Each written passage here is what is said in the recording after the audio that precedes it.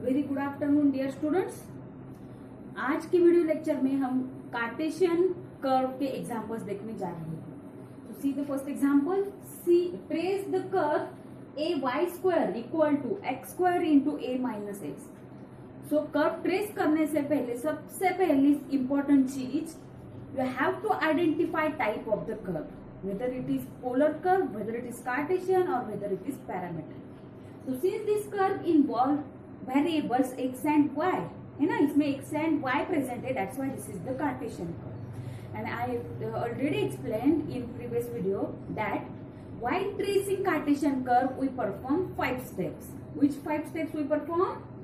We check symmetry, we check whether the curve pass through origin, then point of intersection, asymptote and region, right? So let us check the first step, that is symmetry. Symmetry के लिए मैंने already बताया है, अगर x की power e1 है everywhere, curve symmetric about y axis. अगर y की पावर c1 है, then curve symmetric about x axis. तो अगर आपने given curve observe की, so this is the given equation of curve. तो यहाँ पर हम देख सकते हैं y की एक ही टर्म है और y की पावर है 2, दैट मीन्स इवन पावर, है ना। और राइट साइड में अगर आप x की टर्म देखते हैं तो देखिए, अगर मैंने x स्क्वायर से इस ब्रैकेट को मल्टीप्लाई किया, then you will get a x square minus x cube, है ना। यहाँ पर x की पावर इवन है, but here power of x is not even, है ना। That's why we can't say power of x are even everywhere, है ना। तो यहाँ पर x की पावर इवन नहीं है, ओके। तो सिर्फ y की पावर c1 है, अगर y की पावर c1 है तो curve symmetric about x axis होती है। तो curve symmetric about x axis due to even powers of y। Symmetry के बाद हमें चेक करना है ओरिजिन। अगर 0 0 गिवन इक्वेशन को सेटिस्फाई करता है, then curve pass through origin. तो 0 0 के लिए देखिए हम क्या करेंगे, we put y equals to 0 and x equals to 0। y 0 put करने से इक्वेशन की लेफ्ट हैंड साइड 0 बनती है, x 0 पुट करने से राइट हैंड साइड भी 0 बनती है। So LHS equals to RHS, that means 0 0 satisfy given equation, okay. Therefore curve pass through origin. क्यों ओरिजिन से पास हो रही है? Since 0 0 satisfy given curve, given equation of curve, okay. ना अगर कर्व ओरिजिन से पास होती है, then we find tangent of origin. और ओरिजिन के टेंजेंट के लिए what we do, we equate lowest degree terms to 0। अब देखते हैं यहाँ पर गिवन इक्वेशन में लोएस्ट डिग्री टर्म्स कौन सी है। तो देखिए यहाँ पर once again I write given equation. So see a y square equals to, अगर एक्स स्क्वायर से मल्टीप्लाई करते हैं तो हमें मिलता है a x square minus x cube. तो देखिए हमें यहाँ पर लोएस्ट डिग्री टर्म्स को कंपेयर करना है। सो ए तो कांस्टेंट है, इसलिए कांस्टेंट की डिग्री ऑलवेज 0 होती है, मतलब ए की तो डिग्री क्या होगी 0, y की डिग्री कितनी है 2, मतलब कंप्लीट टर्म की डिग्री हो जाएगी 2। अब यहाँ पर फिर से a की डिग्री 0 बिकॉज कांस्टेंट, x की डिग्री 2 और इस टर्म की डिग्री मतलब वेरिएबल की पावर कितनी है 3। तो इनमें से लोएस्ट पावर कौन सी है 2। तो यहाँ पर पावर 2 वाले दो टर्म्स है, एक लेफ्ट साइड में है एक राइट साइड में है, right. So we compare these to lowest degree terms. अगर आपके पास एक ही लोएस्ट डिग्री टर्म होती थी, for example a y square एक ही टर्म होती थी, then in that case we equate it with 0। But left side में भी एक टर्म है, राइट साइड में भी एक टर्म है, इसलिए हम इन दोनों टर्म्स को कंपेयर करेंगे, okay. So since curve pass through origin, now we find tangent of origin. So for tangent of origin, tangent के लिए हम क्या करेंगे, लोएस्ट डिग्री टर्म्स को हम 0 के साथ कंपेयर करते हैं, बट दोनों साइड में लोएस्ट डिग्री टर्म होने के कारण हम दोनों टर्म्स को कंपेयर करेंगे, okay. For tangent of origin we take lowest degree terms,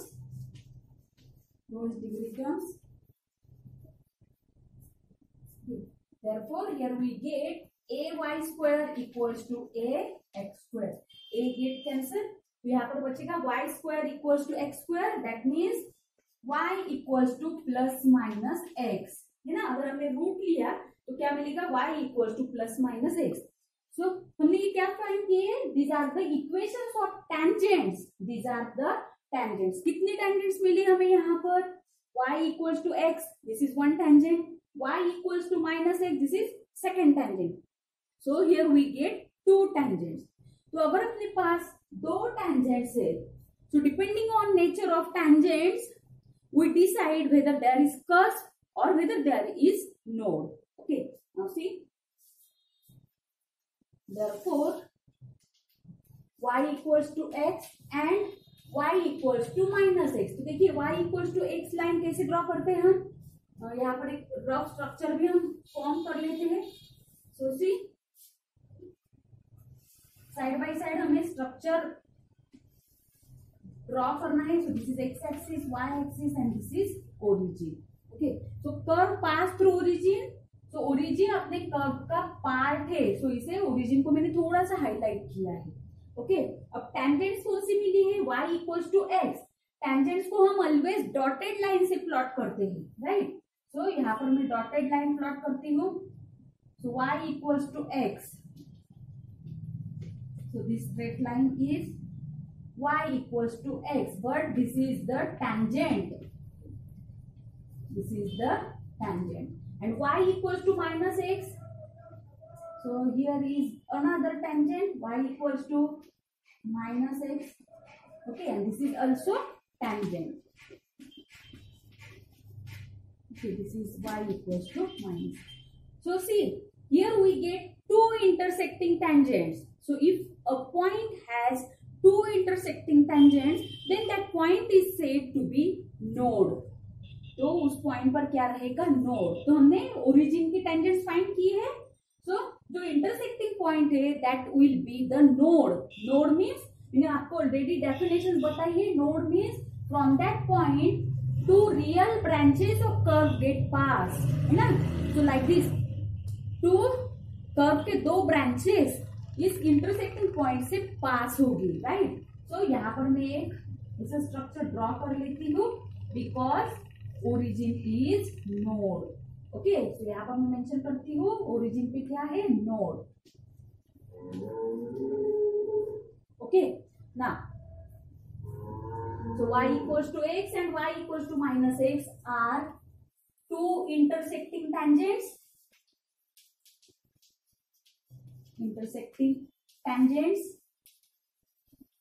of origin, okay, and therefore origin is a node, therefore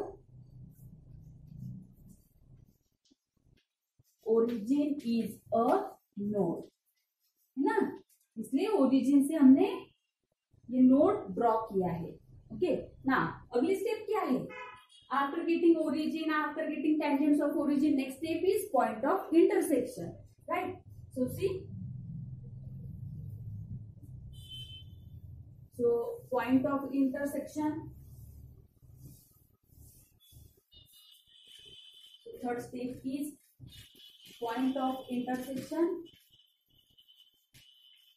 point of intersection के लिए हम क्या करते हैं, we put x equals to 0 and we find value of y। तो देखिए, अगर मैंने गिवन इक्वेशन में x की जगह पर 0 रख दिया तो हमें मिलेगा ay square equals to 0 into a minus 0, फिर से क्या मिलेगा, 0। That means y equals to 0,0। But यहाँ पर हम पॉइंट फाइंड कर रहे हैं। देखिए, अगर टेंजेंट्स फाइंड करते हो तो आपको y इक्वल्स टू 0 और दोबारा y इक्वल्स टू 0 लिखना पड़ेगा, बट पॉइंट लिखना है। Okay, so for x equals to 0 value of y is 0, therefore अपना पॉइंट क्या आएगा, x कोऑर्डिनेट है 0, y कोऑर्डिनेट क्या है 0, तो 0 0 is point of intersection. Okay, अब सेकेंड पॉइंट फाइंड करने के लिए देखिए, फिर से हम क्या करेंगे, पहले यहाँ पर x की वैल्यू 0 रख दी, अब y की वैल्यू 0 रखेंगे। So put y equals to 0। So y की वैल्यू 0 पुट करने से देखिए हमें मिलेगा 0 equals to x square in bracket a minus x, है ना। सिर्फ y की जगह पर हमने 0 रख दिया। Now we find values of x। तो ऐसा करने से देखिए x इक्वल टू 0 मिलेगा। अगर दो टर्म्स का प्रोडक्ट 0 है मतलब first term equal to 0, second term equal to 0 and a minus x equal to भी क्या मिलेगा आपको 0। और a minus x equal to 0 मतलब माइनस एक्स अगर इधर शिफ्ट होता है then you will get a equals to x और यू में से x इक्वल्स टू a। तो यहाँ पर देखिए for x equals to 0 y is 0 then x equals to a तब भी y इक्वल्स टू 0। तो हमें देखिए कौन से डिस्टिंक्ट पॉइंट्स मिले। यहाँ पर हमने ये नहीं भी लिखते थे तो भी चलता था। नाउ अब हम टोटल पॉइंट्स यहाँ पर लिखते हैं तो हमें यहाँ पर पॉइंट कौन सा मिला है 0,0। ठीक है देन यहाँ पर देखिए x इक्वल टू 0, x 0 रहते वक्त y भी 0 है तो ऑलरेडी हमने 0,0 पॉइंट यहाँ पर मेंशन किया है। हमें सिर्फ डिस्टिंक्ट पॉइंट्स यहाँ पर मेंशन करने हैं। So another point is x coordinate is a, y coordinate is 0। So second point कौन सा मिला है हमें a, 0 are point of intersection, point of intersection. ठीक है अब ये दोनों पॉइंट हम यहाँ पर ग्राफ पर अपने कर्व पर प्लॉट कर लेते हैं। सो 0, 0 दैट मीन्स ओरिजिन ऑलरेडी हमने ड्रॉ किया है। ओके तो ओरिजिन मीन्स 0, 0। सेकेंड पॉइंट कौन सा है a, 0 y कोऑर्डिनेट 0 है मतलब डेफिनेटली ये वैल्यू x एक्सिस पर लाई होगी। ओके तो suppose here is the point a, 0। Okay अब देखिए अपने पास एक नोट थी, मैंने प्रीवियस वीडियो लेक्चर में ही आपको बताया था। रिमेम्बर वन इंपॉर्टेंट नोट, अगर आपके पास एक्सिस के ऊपर दो पॉइंट्स मिलते हैं तो दो पॉइंट्स के बीच में लूप की पॉसिबिलिटी होती है बट लूप डेफिनेटली कब एग्जिस्ट होगा अगर इन दोनों पॉइंट में से किसी भी एक पॉइंट के बीच साइड रीजन ऑफ एब्सेंस हो। मतलब इन दोनों पॉइंट में से एक पॉइंट के साइड में अगर रीजन मतलब कर्व एब्सेंट है तभी जाकर वहां पर क्या एग्जिस्ट होगा लूप एग्जिस्ट होगा। तो देखिए जो 0, 0 पॉइंट है इसके लेफ्ट साइड में तो ऑलरेडी कर्व की ब्रांच पास हुई है ना, मतलब यहाँ पर तो रीजन ऑफ एब्सेंस होने की कोई भी गुंजाइश नहीं है। बट a, 0 के अगर राइट साइड में देखते हैं तो यहाँ पर अगर आपको रीजन ऑफ एब्सेंस मिलता है then and then only there exists loop between these two points। Okay तो ये सब आपको कब पता चलेगा लास्ट स्टेप में, दैट इज फिफ्थ स्टेप में, that is in region. Okay ना पॉइंट ऑफ इंटरसेक्शन के बाद में हमारी फोर्थ स्टेप है असिम्प्टोट। अब असिम्प्टोट के लिए देखिए हम क्या करते हैं वी फॉर्म और we find explicit form of given curve. Explicit form मतलब क्या सिर्फ y की टर्म और x की टर्म्स हमें सेपरेट करनी होती है। मतलब गिवन इक्वेशन को आप either y equals to some function of x के फॉर्म में एक्सप्रेस करो या तो फिर x equals to some function of y के फॉर्म में एक्सप्रेस करो, दैट्स इट। ओके तो यहाँ पर देखिए अगर मैंने ये a इधर शिफ्ट कर दिया राइट साइड में तो आपको मिलेगा यहाँ पर एक्सप्लिसिट फॉर्म। तो गिवन कर्व का एक्सप्लिसिट फॉर्म आएगा y square equals to x square into a minus x upon सिर्फ ए इधर शिफ्ट हो जाएगा तो ए। तो देखिए इतने आसान तरीके से y और x की वैल्यूज यहाँ पर सेपरेट हो चुकी है। Okay so this is called as explicit form. तो असिम्प्टोट कब एग्जिस्ट होता है अगर एक्सप्लिसिट फॉर्म में डिनोमिनेटर है और डिनोमिनेटर में अगर वेरिएबल प्रेजेंट है। तो यहाँ पर देखिए डिनोमिनेटर में तो कोई वेरिएबल नहीं है मतलब asymptote does not exist। okay so asymptote does not exist। ठीक है अब हम चलते हैं आखिरी स्टेप की तरफ। आखिरी स्टेप होती है region of absence and that is very very important step. Okay so for region of absence के लिए फिर से हम सेम एक्सप्लिसिट फॉर्म यूज करेंगे बट इस एक्सप्लिसिट फॉर्म से हमें सिर्फ ऑड पावर टर्म्स को लेस देन 0 लेना है। क्या लेना है वेरिएबल की odd power terms less than 0 that will be the region of absence. तो देखिए अब राइट साइड को कंसिडर नहीं करना है, सॉरी सिर्फ लेफ्ट साइड को कंसिडर नहीं करना है, we consider only right side. तो राइट साइड में देखिए x की पावर यहाँ पर इवन है, हमें सिर्फ ऑड पावर टर्म्स चाहिए। दूसरी टर्म है a minus x, this is single term, a minus x is single term. तो यहाँ पर पावर की अगर आप ब्रैकेट की अगर आप यहाँ पर पावर देखते हैं तो पावर क्या है ब्रैकेट की, नथिंग, दैट मीन्स 1। 1 क्या है, ऑड, मतलब a माइनस एक्स की पावर क्या है, ऑड पावर, है ना। तो हमारा रीजन ऑफ एब्सेंस आएगा a minus x less than 0। क्या लेना है हमें, odd power terms less than 0। अब डिनोमिनेटर की तरफ अगर चलते हैं, a की तो पावर नहीं है क्योंकि a तो कांस्टेंट है ना, तो कांस्टेंट टर्म हम नहीं लेते हैं। तो यहाँ पर सिर्फ एक ही रीजन ऑफ एब्सेंस आएगा, that is a minus x less than 0। Okay, so fifth step region. तो रीजन के लिए फिर से हम सेम एक्सप्लिसिट फॉर्म कंसिडर करेंगे, that is y square equals to x square into a minus x upon a। इसमें हम odd power terms less than 0 लेंगे, therefore a minus x less than 0, है ना।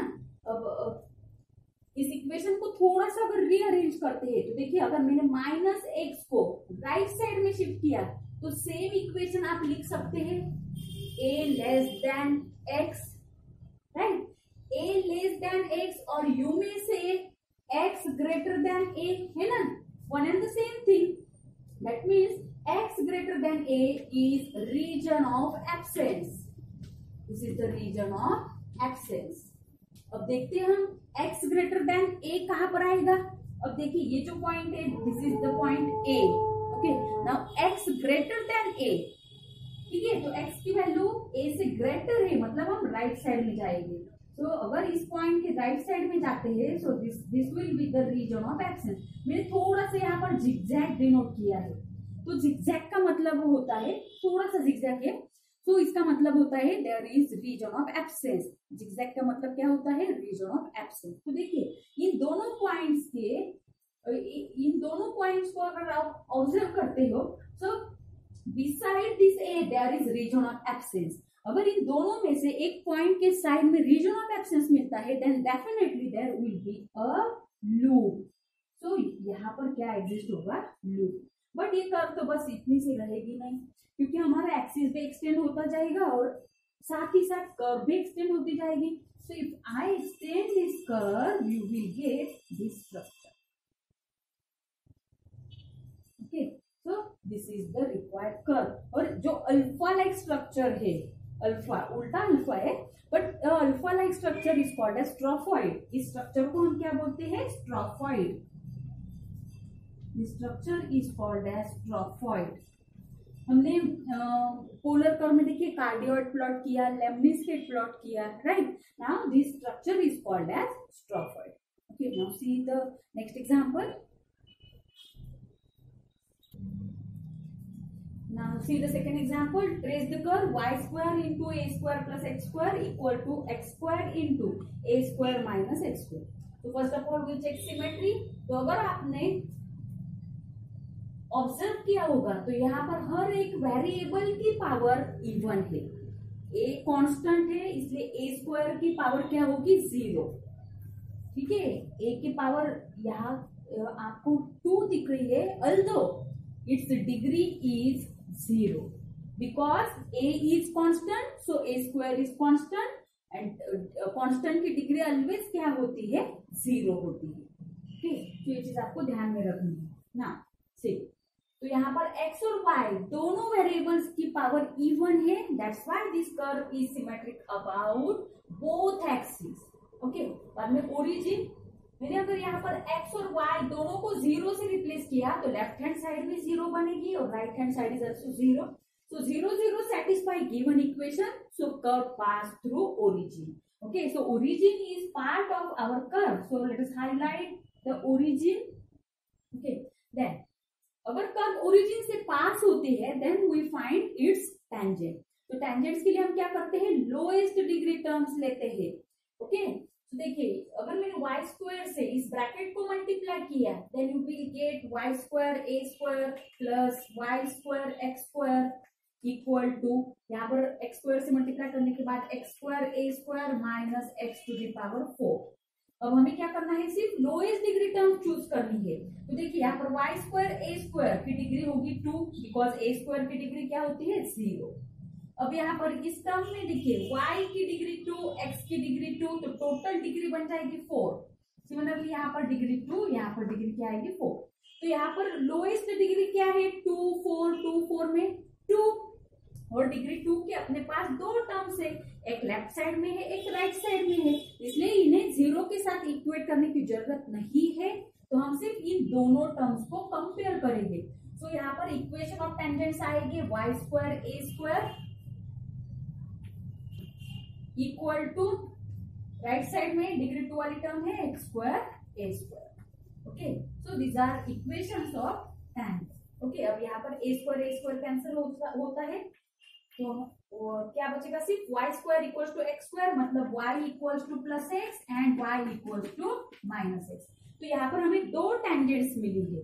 Okay, so y equals to x and y equals to minus x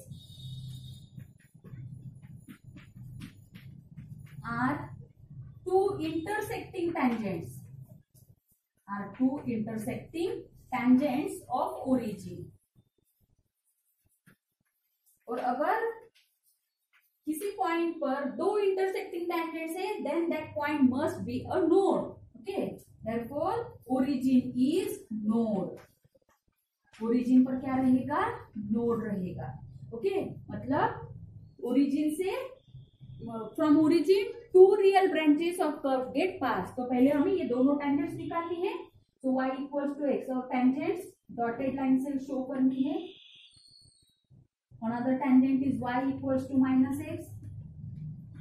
Okay, so this is y equals to x tangent.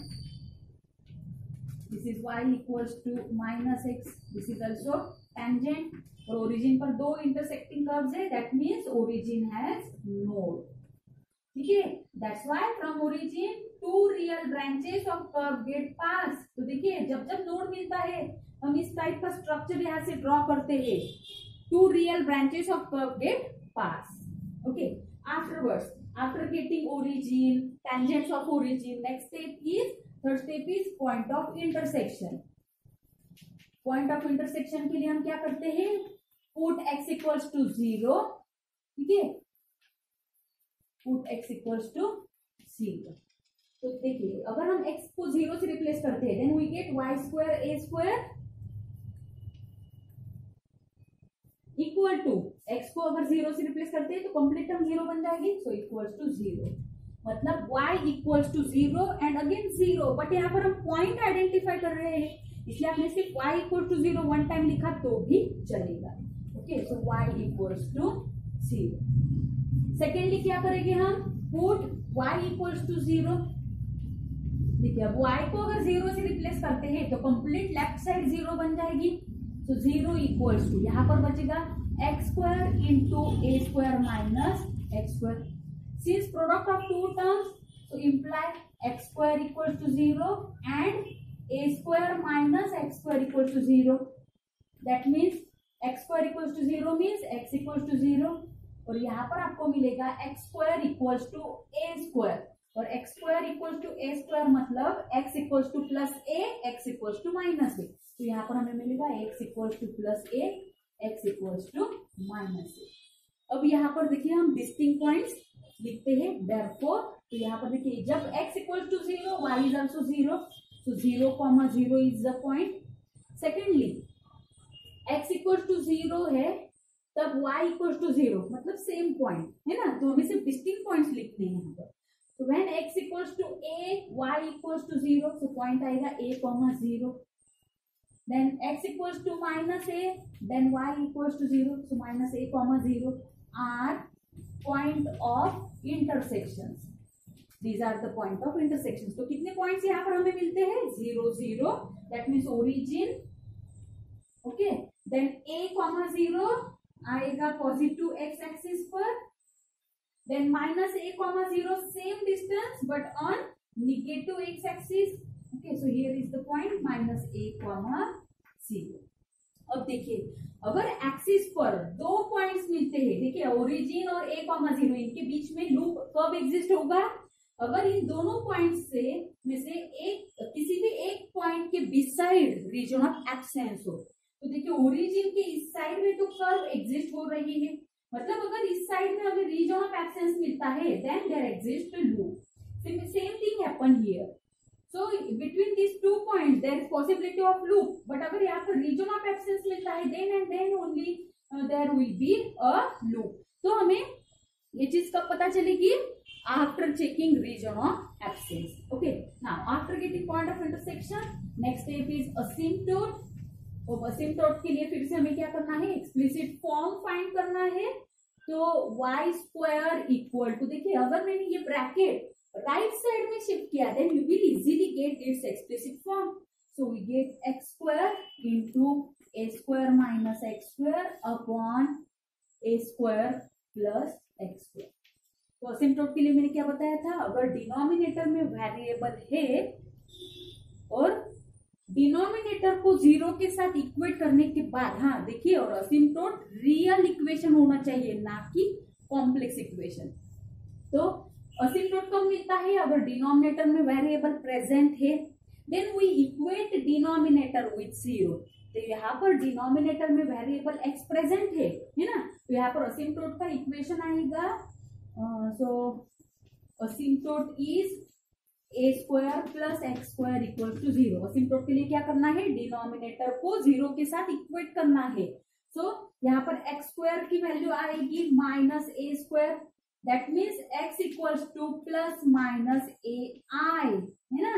X की value आपको क्या मिलेगी? X equal to plus minus a i. So क्या ये equation real है? अगर वहां पर आई प्रेजेंट है मतलब that is not the real value, मतलब नो रियल असिम्पटोट एग्जिस्ट। हमें असिम्पटोट कैसा चाहिए? रियल असिम्पटोट चाहिए। So we can't plot this imaginary asymptote. Okay, so here we mention no real asymptote exist. No real asymptote exist. Okay, मतलब no asymptote exist. ठीक है, अब last and important step is region, है ना। सो for reason हम क्या करते हैं? एक्सप्लिसिट फॉर्म कंसिडर करते हैं। So our fifth step is region. तो रीजन के लिए एक्सप्लिसिट फॉर्म कंसिडर करना है। So this is our explicit form. So y square equals to x square into a square minus x square upon a square plus x square.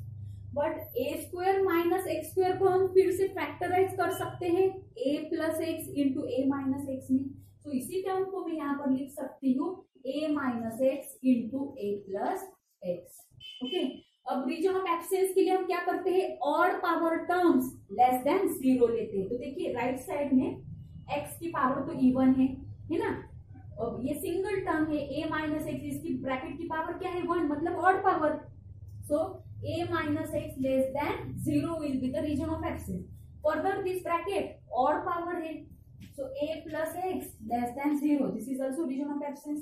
अब जो denominator है उसे हम फैक्टराइज नहीं कर सकते, है ना, but and power of x is not even. So these are two region of absence of curve. और इन इक्वेशंस को अगर हम थोड़ा सा सिंप्लीफाइड फॉर्म में लिखते हैं तो x को अगर इधर शिफ्ट करते हैं तो सेम इक्वेशन आएगा x ग्रेटर देन a, और ये वाला इक्वेशन आएगा x प्लस एक्स को एज इट इज रखते हैं और a को इस साइड में अगर ले जाते हैं तो x less than minus a are region of absence of curve. These are the region of absence of curves. Okay, तो हम रीजन ऑफ एब्सेंस को थोड़ा सा zigzag लाइन से शो करते हैं। So x greater than a, x greater than a, so this is the region of absence. तो देखिए इन दोनों पॉइंट में से a, 0 के राइट साइड में रीजन ऑफ एब्सेंस है, so there must exist a loop.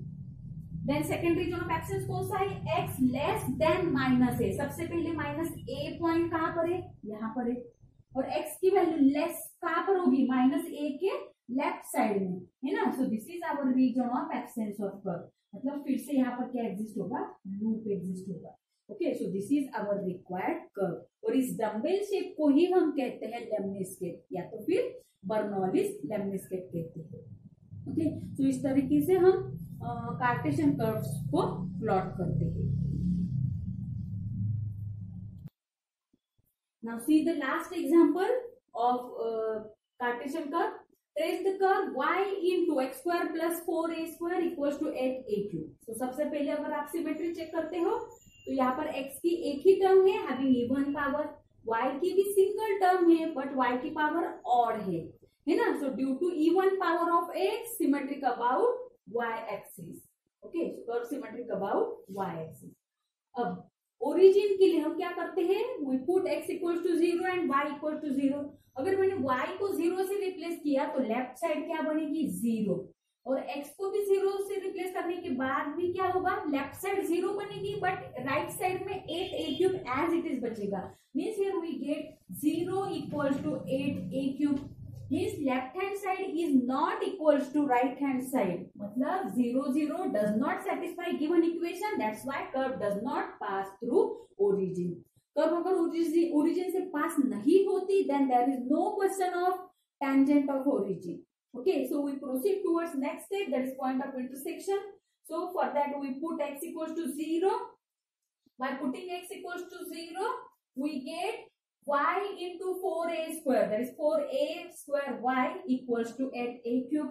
इसे सिंप्लीफाई करने के बाद आपको मिलेगा y equals to twice a.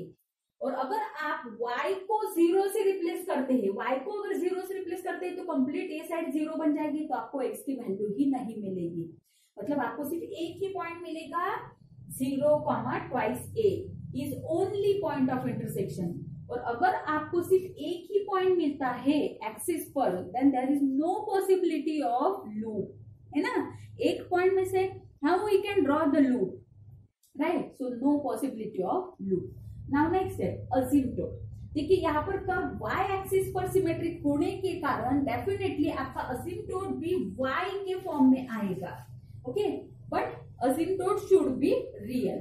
तो देखते हैं हम दोनों फॉर्म्स के लिए, है ना. तो सबसे पहले हम अगर y की वैल्यू फाइंड करते हैं तो y मिलेगा आपको 8a³ divided by x² plus 4a².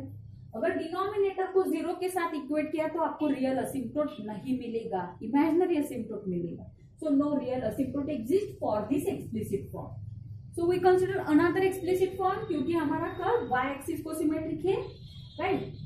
इसलिए दूसरा एक्सप्लिसिट फॉर्म देखिए क्या आएगा. इस टर्म को एज इट इज अगर रखते हैं तो y इधर शिफ्ट हो जाएगा. Means we get x² plus 4a² equals to 8a³ upon y. या तो फिर अगर फिर से सिंप्लीफिकेशन किया तो क्या होगा, ये जो 4a² इधर प्लस किया है ये इधर जाके क्या हो जाएगा, माइनस हो जाएगा. तो -4a².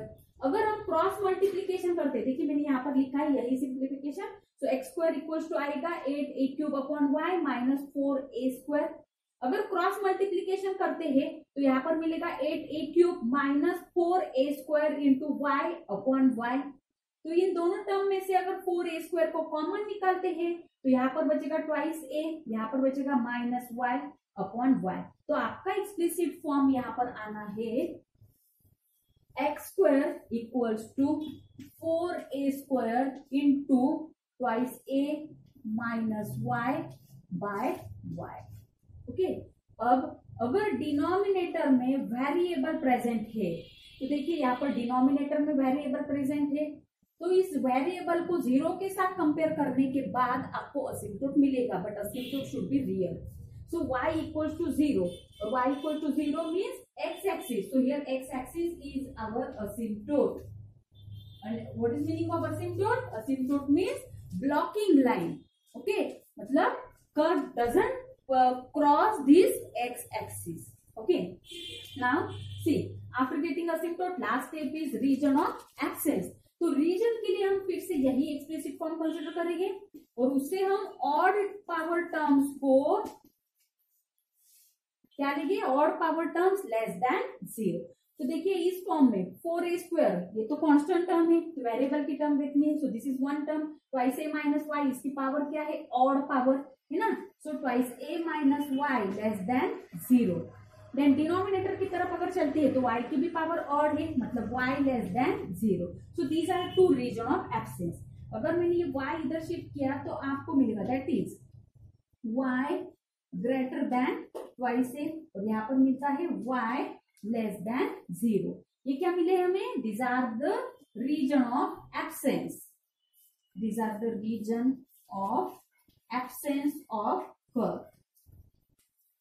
ओके, अब इस इंफॉर्मेशन कंडीशन का यूज करके हमें अपना कर्व प्लॉट करना है। सबसे पहले रीजन ऑफ एब्सेंस कौन सी, y ग्रेटर देन ट्वाइस ए, तो ट्वाइस ए के बियॉन्ड आएगा y ग्रेटर देन ट्वाइस ए, ये क्या है रीजन ऑफ एब्सेंस।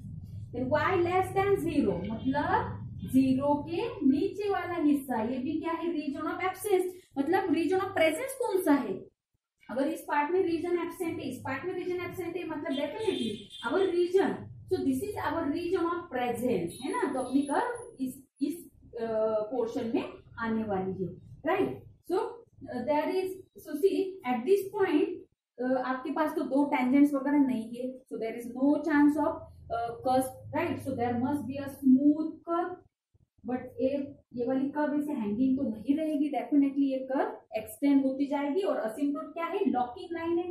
अगर मैंने ऐसे ये कर्व यहाँ पर एक्सटेंड भी की, so this curve get extended like this because this x-axis is asymptote. Okay, जैसे जैसे एक्सिस एक्सटेंड होगा ये कर्व ऐसे एक्सटेंड होती जाएगी, but this curve never cross this asymptote, this curve never cross this asymptote. Okay, so in this way we can trace the required curve. Okay, so I hope आपको Cartesian form की curve tracing, polar form की curve tracing समझ में आई होगी। Okay, so with this I stop my video lecture. So thank you very much.